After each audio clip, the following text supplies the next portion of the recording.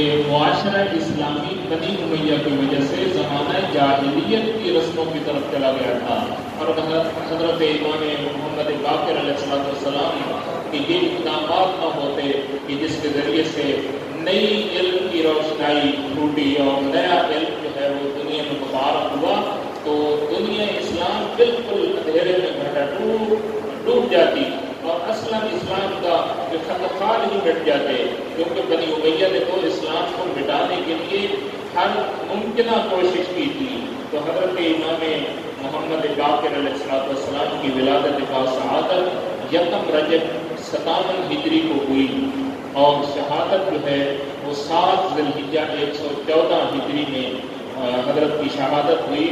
19 سال حضرت امامت کے عہدے پر فائز رہے، اور البتہ حضرت کی شہادت کے متعلق مہینوں میں اختلاف ہے، سال میں اختلاف نہیں ہے۔ بعض نے 7 ذی الحجہ لکھا ہے، بعض نے 7 ربیع الاول اور بعض نے 7 ربیع الثانی لکھا ہے۔ کمال یہ ہے کہ حضرت امام محمد باقر علیہ السلام وہ ائمہ میں سے ایسی ہستی ہیں کہ جو ڈائریکٹ حسنی بھی ہیں اور حسینی بھی ہیں، کیونکہ باپ کی طرف سے حضرت امام زین العابدین کے فرزند ہیں، دادا کی طرف سے حضرت امام حسین علیہ السلام کے فرزند ہیں، اور حضرت کی جو والدہ مکرمہ ہیں وہ حضرت امام حسن مجتبی کی بیٹی ہیں۔ تو اس حوالے سے حسنی خون کی حضرت کی گردن میں ہے، رگوں میں موجود ہے، حسینی خون کی حضرت کی رگوں میں موجود ہے۔ یہ ایک ایسا موتی نمودار ہوا جو حسن حسین کا نمونہ عمل ہے۔ حسن کا طریقہ سیرت بھی موجود ہے، امام حسین علیہ السلام کا طریقہ اور حسن ان کے اندر موجود ہے۔ حضرت امام جعفر صادق علیہ السلام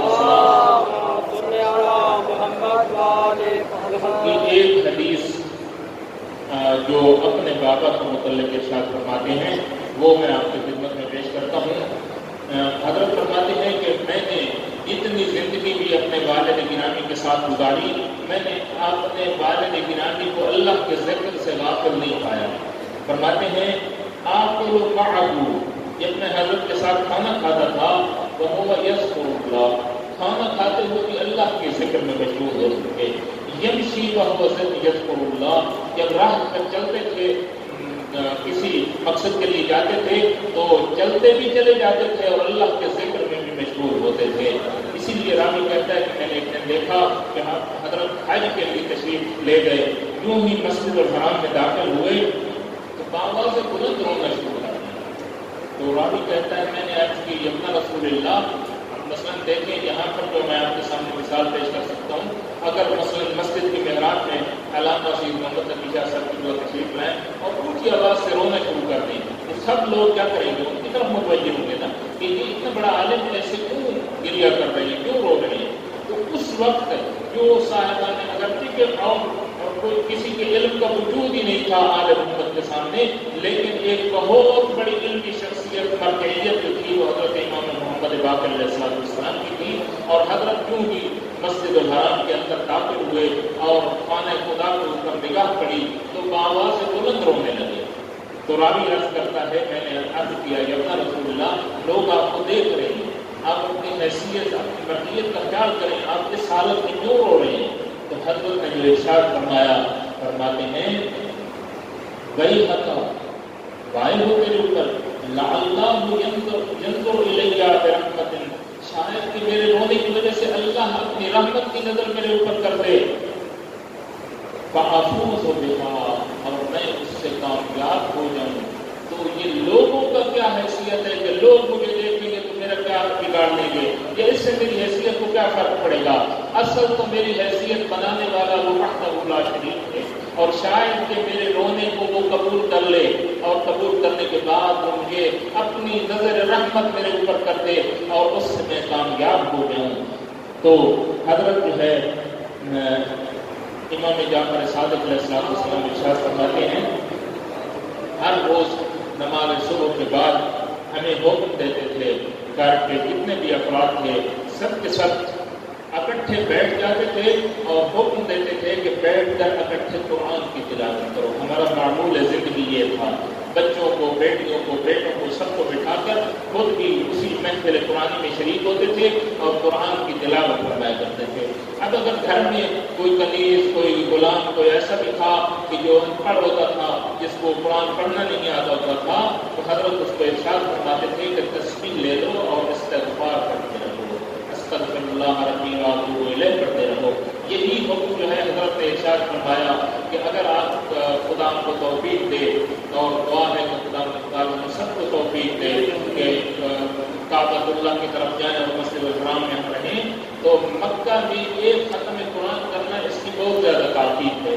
अब अगर किसी शख्स को कुरान नहीं आता, अनपढ़ आदमी है, वो भी तो खुदा में मकान सआदत दे दे और चला जाए वहाँ पर, तो वहाँ पर यही हुक्म है कि वहाँ पर भी आप अल्लाह के जिक्र में मशगूल रहें। जितनी देर के ख़त्म कुरान पर लगती है उतनी देर आप अस्तग़फिरुल्लाह पढ़ते रहें, या कम अज़ कम नमाज में कुल हुवल्लाह तो आती है तो कुल हुवल्लाह पढ़ते रहें। कोई सूरत कुरानी को आपको याद है, अगर तौफीक हो जाए तो वहाँ पर जितनी देर ख़त्म कुरान पर लगती है इतनी देर हमें कुरान पढ़ने की वो सआदत हासिल करनी चाहिए।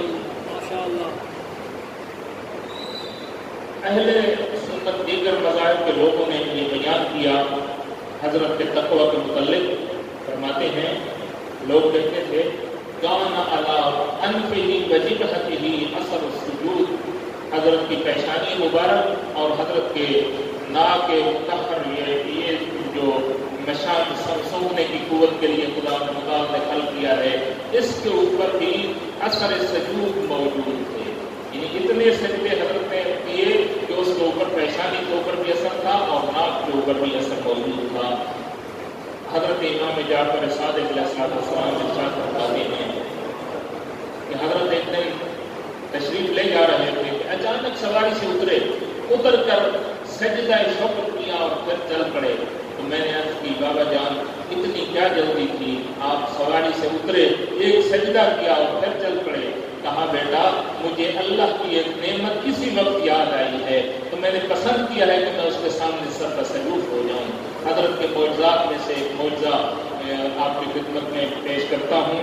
हजरत मोहम्मद इब्न मुस्लिम रावी हैं। मोहम्मद इब्न मुस्लिम एक बहुत अजीम रावी हैं, असहाब इमाम में से हैं, और उनकी रिवायात हैं वो तमाम उलमा ने इनको कबूल किया है।